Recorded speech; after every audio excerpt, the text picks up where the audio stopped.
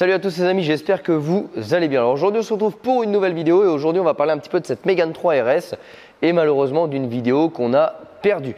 Oui, si vous vous souvenez, je vous avais dit qu'on avait perdu nombreuses des vidéos qui ont été réalisées sur cette chaîne YouTube sur des projets à venir et malheureusement la vidéo qu'on tourne aujourd'hui en fait partie. Et aujourd'hui on va parler de l'échappement de cette Mégane 3 RS. Alors malheureusement je n'ai plus les rushs du montage, donc je suis sincèrement désolé et donc on va uniquement parler de la qualité de fabrication, mais l'avantage c'est que je vais pouvoir vous donner un retour après 2 mois et demi d'utilisation. Donc je rappelle que sur cette voiture, donc Mégane 3 RS, on a monté une ligne de CLM Racing qui nous a fait du coup un partenariat. Alors si vous vous souvenez, quand on avait fait la vidéo sur le bilan de cette Mégane 3 RS, on s'était aperçu que l'échappement avait été touché et donc déformé. Une fois qu'on avait fait le bilan, j'ai commencé à acheter un petit peu les pièces, etc. Et je cherchais du coup une ligne inox, pas trop bruyante, mais qui libère un petit peu le bruit, de bonne qualité, à prix raisonnable. Et donc j'ai fait pas mal de sites, etc. Et je suis tombé sur le site de CLM Racing. Et qu'est-ce qui a fait qu'à la base, j'ai acheté chez eux ma ligne d'échappement? C'est que j'ai bien aimé leur façon de travailler, le côté un petit peu artisanal, le côté la bande de potes qui font des produits pour leur voiture, qui développent, etc. Et j'ai bien aimé également le fait qu'ils puissent apporter des vrais chiffres sur les équipements qu'ils vendent. C'est-à-dire que quand ils sont dans la phase de développement, ils font un produit, ils passent au banc au fur et à mesure pour trouver des axes d'amélioration pour sortir un produit efficace. Et ça, c'est vraiment ce qui m'a plu. Par rapport aux autres vendeurs, on voit plus 8 chevaux, plus 6 chevaux, tu rajoutes telle pièce, tu as plus 10 chevaux, mais finalement, il n'y a pas de courbe, il n'y a absolument rien. Donc du coup, le fait qu'ils passent des courbes avant, pendant, après, a vraiment été pour moi l'élément qui a fait que je me suis dit, ok, je vais faire confiance à cette boîte et j'achète. Ensuite, j'ai reçu la pièce, je les ai contactés, j'étais super content, on a discuté un petit peu et ils m'ont remboursé une partie de la pièce. J'insiste bien, j'ai payé ma ligne d'échappement à la base 100% et j'ai eu une remise dessus ensuite. Mais en tout cas, la ligne d'échappement est vraiment de très bonne qualité. J'ai été vraiment agréablement surpris. Je l'ai reçu en 48 heures après ma commande. Donc du début à la fin, j'ai vraiment trouvé ça super. Et ensuite, j'ai pu passer un bon moment au téléphone avec l'équipe de chez CLM Racing, comprendre un petit peu leur histoire, comment ils fonctionnent, etc. Et c'est pour ça que je vous dis que ce que j'ai vu sur leur site internet avant de les connaître, c'est vraiment ce que ça transpire chez eux, c'est-à-dire l'envie de bien faire, l'envie de faire des choses qui fonctionnent et des pièces performance qui ajoutent de la performance et pas des pièces performance comme on va le voir tout à l'heure qui sont de la vraie daubasse. Ils sont spécialisés principalement en Renault Sport, donc tout ce qui va être Clio, Mégane, donc ils font pas pour toutes les voitures. Ils sont spécialisés là-dedans, mais ce qu'ils font, ils le font bien. Donc merci encore une fois à toute l'équipe de CLM Racing et encore une fois un grand désolé parce que malheureusement toute la vidéo du montage de cette ligne a été littéralement perdue dans ma perte de données. Donc aujourd'hui je refais une vidéo un petit peu moins mécanique, même pas du tout mécanique, mais avec des belles images pour pouvoir vous montrer un petit peu le son de cet échappement-là, la qualité de cet échappement-là. On va parler également des difficultés que j'ai eues pour l'installer. Et on va pouvoir vous faire un retour après 2 mois et demi d'utilisation, donc le bruit, la libération de la ligne d'échappement, etc. Parce qu'une ligne inox a besoin de chauffer, de se dilater pour travailler la sonorité. Alors ici, on a la ligne d'origine, alors presque d'origine, puisque la partie fin silencieux là-bas avait été une pièce performance qui a été changée. Donc là, on peut voir, ça c'est la ligne d'origine entièrement en acier. Donc on avait vu le fameux choc qu'elle avait eu ici, donc malheureusement on n'aura pas le fin mot de l'histoire, mais elle a eu son choc ici. On a la partie catalyseur qui vient juste ici au niveau du turbo, donc ça on l'a laissé, la voiture est toujours catalysée. On a la ligne d'origine avec l'énorme silencieux, hop, et là on est censé d'origine avoir un autre silencieux. Sur la voiture avait déjà été changée cette partie-là pour un échappement, un silencieux sport qui est vendu. Alors je vais taire la marque, le but n'est pas de détériorer la marque, etc. Il est en acier. Donc voilà, faites attention sur la qualité que vous pouvez acheter. C'est généralement le problème du pas cher et encore que vous voyez c'était cher. Et ben vous allez voir tout de suite l'état de la CLM Racing après 2 mois et demi. Alors certes 2 mois et demi c'est pas beaucoup, mais on a l'impression qu'elle est encore neuve. Donc je vous lève la voiture et on parle un petit peu ligne d'échappement CLM Racing.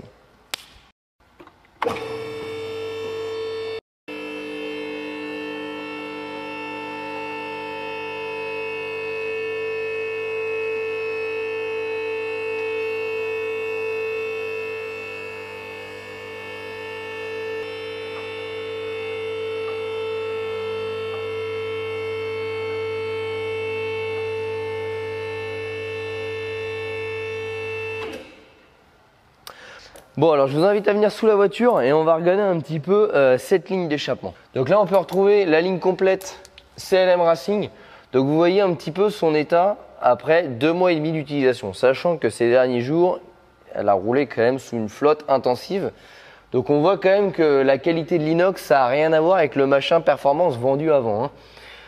Donc de ce côté-là, plutôt agréablement surpris. Elle est montée, contrairement à la ligne d'origine, vous voyez, qui est montée en 3 morceaux, donc catalyseur qu'on n'a pas. Ensuite, on a la ligne complète et le silencieux. Celle-ci, elle est montée en 5 morceaux. On a donc forcément le catalyseur, donc 6 morceaux. On a le catalyseur, mais moi c'est le catalyseur d'origine. On a le fameux coude ici, la descente avec la tresse. Ensuite, on a la ligne droite ici. On a le coude qui vient ici. Ensuite, on a le silencieux qui vient ici. Et on a la canule d'échappement ici, donc qui sort ici. Tac, ça fait beaucoup d'ici. Qui est ici en fait une fausse sortie d'échappement. Ça, c'est une canule, c'est que de la déco. La vraie, elle est dedans. Voilà. Donc au niveau de l'installation, j'ai pu observer 2 petites fuites ici. Donc uniquement sur cette longueur, parce que si j'ai un défaut à dire, et encore que c'est quand même qu'ils le fournissent avec, tous les colliers et tout est fourni avec. Hein. Mais on se rend compte qu'en fait ici et ici, on a une petite fuite d'échappement. Pourquoi? Parce que sur cette ligne-là, en fait, c'est ce morceau-là qui va permettre de régler l'alignement de la sortie de la canule là-bas. En fait, on a 7 cm là, 7 cm là, mais on va devoir avancer ou reculer la ligne pour en fait permettre de bien centrer la sortie là-bas, sinon ça fait moche. Hein. Si on emboîte tout, en gros la sortie elle est légèrement décalée d'un côté, ça fait pas joli. Donc du coup on vient tirer ici, et du coup au lieu d'être enfoncé de 7 cm, on n'est plus que peut-être 4 ici et 3 ici, enfin là, j'ai pas mesuré mais je vous schématise.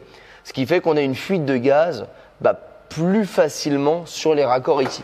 Et le fait est qu'en fait, c'est des petits colliers assez fins, et on arrive à avoir cette fuite-là. Donc, si j'ai un conseil à vous donner, si vous achetez cette ligne-là, achetez 2 gros colliers. Vous savez, les colliers larges qu'on a pour les échappements, pour mettre à cet endroit-là. Moi, c'est la modification que je vais faire. Je vais en racheter 2.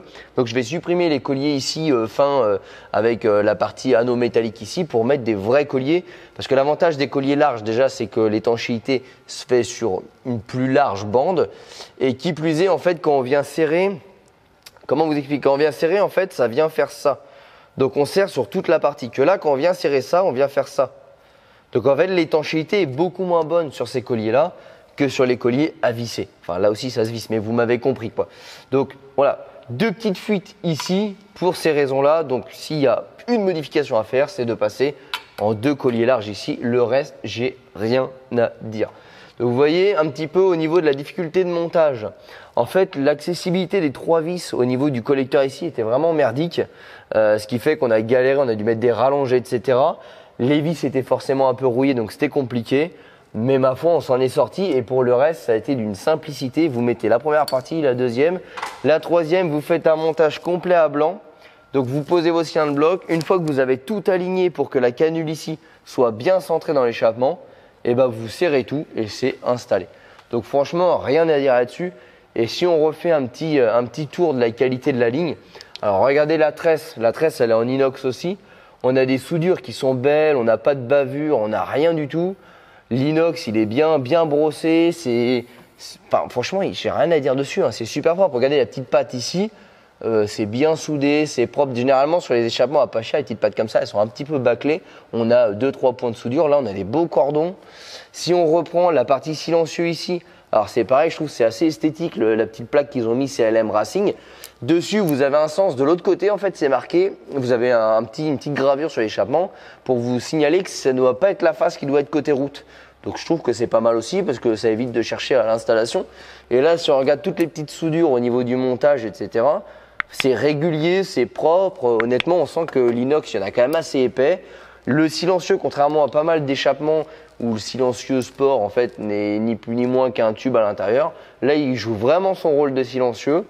Franchement, je vous dis, mis à part les 2 colliers et le petit règlement d'alignement à la fin, j'ai pas trouvé de choses à redire sur cette ligne. On est sur une ligne aux alentours de 520 €. Franchement, c'est imbattable en fait.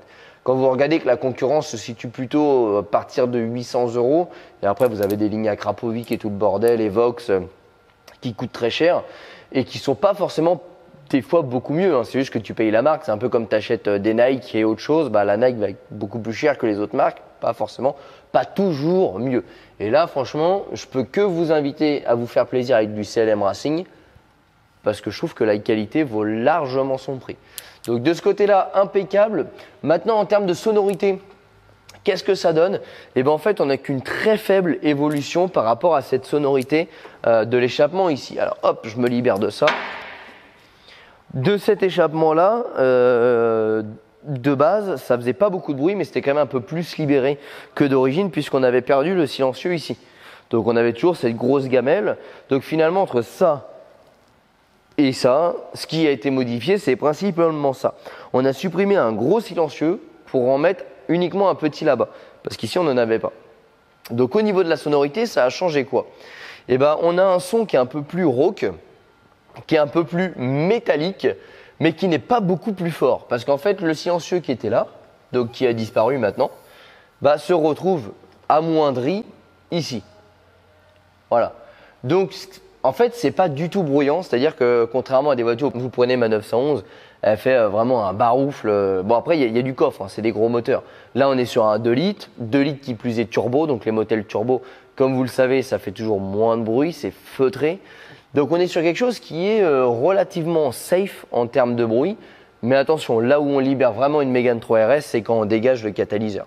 Alors, je ne sais pas si je vais dégager le catalyseur parce que ça m'oblige à le remettre à chaque contrôle technique, ou si selon la prépa, on met un catalyseur sport. Honnêtement, pour le moment, je n'ai pas fait mon choix. Il y en a un qui est plus performant, mais qui est plus contraignant. Donc, on verra ce que ça donne pour la suite de cette préparation. Là, on est sur une ligne en 70, c'est-à-dire que de base, on doit être en 65, si je ne dis pas de bêtises. On a la 70 et la 75. J'ai pris en 70 parce que c'est le bon rapport entre le bruit et la performance. La 75 est vraiment bruyante et la 65, c'est pas assez large si on veut préparer le moteur. Donc du coup, je me suis mis entre les deux pour avoir quelque chose d'un bon compromis en termes bruit, puissance et accessoirement le prix. Donc voilà un petit peu. Vous allez voir sur la route, elle s'est franchement libérée. C'est-à-dire qu'au moment où on l'a montée, ça n'avait en termes de bruit, de sonorité, mis à part le son qui était plus rauque, en fait, ça n'avait absolument pas changé l'intensité des décibels, donc la puissance du bruit. C'était vraiment très très feutré. Et au fur et à mesure qu'elle chauffe, qu'elle roule, elle a commencé à se libérer un petit peu et maintenant on a une sonorité un peu plus libre, plus sport et ça crépite un peu plus dans l'échappement. Mais ça reste, vous allez voir en roulant, hein, ça reste franchement relativement correct. Pour ceux qui se posent la question des contrôles techniques, des forces de l'ordre, etc., je vous assure que vous craignez absolument rien dans cette configuration-là. C'est-à-dire que ça fait bien moins de bruit qu'une Ferrari d'origine. Et ça fait bien moins de bruit qu'une Porsche 911 avec un silencieux Evox, par exemple. Mais vous avez une sensation de sportivité qui est vraiment accentuée, tout en restant hyper raisonnable. Vous allez voir, vous pouvez largement faire de la route, de l'autoroute avec, ce n'est pas bruyant dans l'habitacle. Si on ouvre les fenêtres, c'est un petit peu plus bruyant, mais loin d'être dérangeant pour les gens. Et par contre, vous avez vraiment le crépitement de l'échappement qui est accentué. Ça, c'est vraiment la différence. Et je pense que ça va vraiment encore changer quand on sera attaqué à la partie catalyseur qui pour le moment, elle bride encore vachement l'échappement. Donc les amis, c'est parti. On monte dans la bagnole, on la sort et on va vous faire des belles petites images. Donc déjà, les sensations un petit peu en roulant pour vous expliquer la sonorité, ce que je viens de vous dire là, mais de manière plus concrète. Et puis après, on va vous faire des belles petites images pour que vous puissiez écouter de l'intérieur ou de l'extérieur cet échappement CLM Racing. Allez, c'est parti.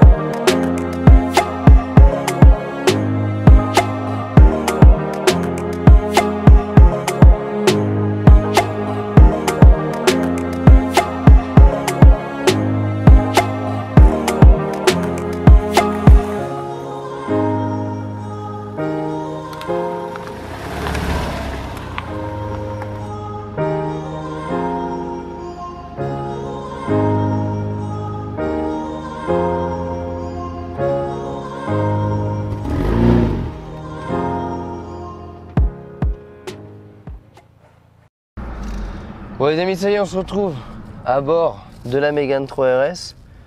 Donc là je vais pouvoir vous montrer un petit peu ce que ça donne. Donc je rappelle que là la ligne elle a travaillé, hein. Ça fait 2 mois et demi à peu près qu'elle est montée dessus et qu'on a roulé. Donc vous voyez là je suis en deuxième, on va rouler tranquillement le temps que l'huile monte en température. Le bruit, alors là je suis carreau ouvert, regardez si je ferme le carreau. En roulant normalement, sans faire d'accélération jusqu'au rupteur ou autre, on est sur un petit son rauque, mais loin d'être bruyant. C'est-à-dire qu'on entend l'échappement, mais c'est loin d'être dérangeant. Alors là on est à 70-80 parce qu'on a des limaces devant. Vous voyez si je me mets même en sixième, c'est absolument pas plus bruyant qu'une ligne d'origine. Si je descends en 4, on sent que ça ronronne un peu. Si je me mets en 3, voilà, là on a un peu l'échappement métallique. Alors je suis toujours aussi impressionné comment ça marche cette connerie là. C'est chaque fois que je monte dedans, je me dis putain la vache, je comprends pourquoi ils ont tous ça. Hein.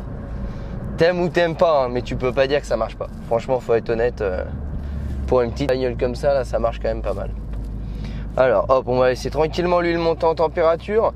Là je vais vous refaire la même chose mais vitre ouverte, donc sans monter très haut dans les tours. Donc là j'ai une vitre ouverte, on est à 50. Voilà, on entend un peu plus. 80 en quatrième. En cinquième. En sixième on n'entend plus rien. Cinquième ça diminue, sixième on n'entend plus. Quatrième on entend un peu, regardez.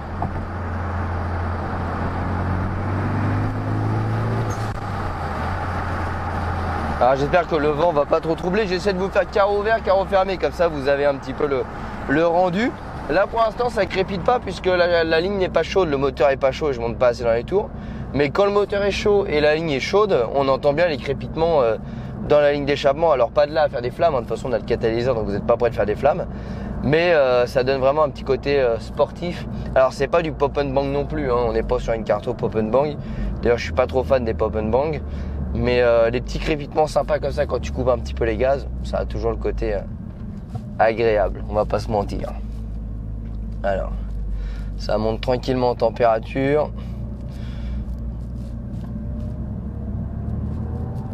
Alors là je vais me taire et je vais vous laisser écouter dans le contexte normal, c'est-à-dire conduite normale, dynamique un petit peu, on va pas dépasser les 4000 tours. Carreau fermé, je vous laisse 1 ou 2 minutes comme ça que vous puissiez un petit peu vous imprégner du bruit.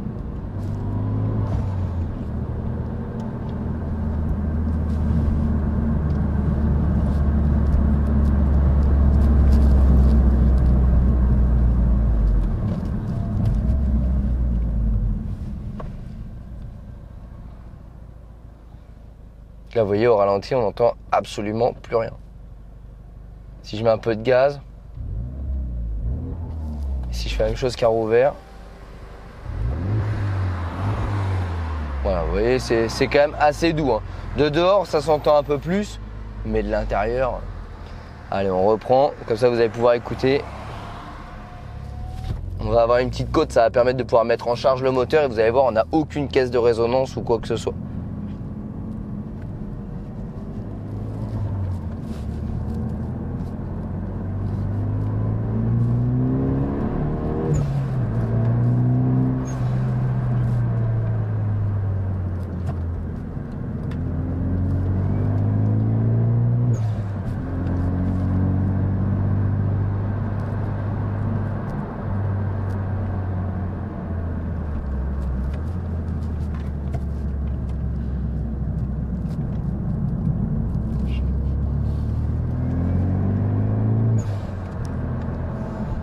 Bon, on entend bien la décharge du turbo, même plus le turbo que le moteur finalement, enfin que l'échappement. Là, j'ai pas dépassé 4000 tours. Alors la voiture, vous voyez, elle a quand même du punch. Hein. Passer 3000 tours, c'est simple, le turbo se déclenche. Donc du coup, on a le punch. Donc on pourrait penser que j'ai roulé vite et que j'ai tapé dedans. Je n'ai pas dépassé 4000 tours. Voilà, sachant que le rupteur est à 6500, 6700 tours si je dis pas de bêtises. Donc on était à peu près à mi-régime. La voiture a déjà du punch et vous avez vu, c'est tout à fait raisonnable en termes de bruit. Pour rouler au quotidien, franchement, c'est impeccable. On a quand même la sensation d'avoir une voiture sportive sans avoir un truc dérangeant pour la population ou assourdissant pour ceux qui vont faire de la route, notamment avec des bébés, parce que nous, on l'a fait. Donc voilà, c'est hyper polyvalent.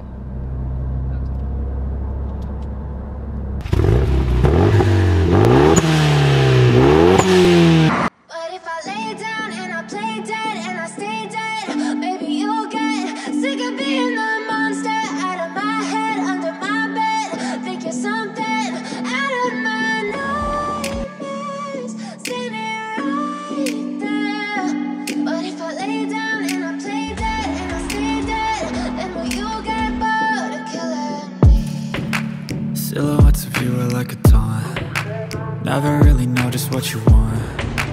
With you I don't ever feel calm. I can feel the sweat inside my palms. Play with me like cats and a string. You don't understand the pain it brings. You don't ever wanna give me wings.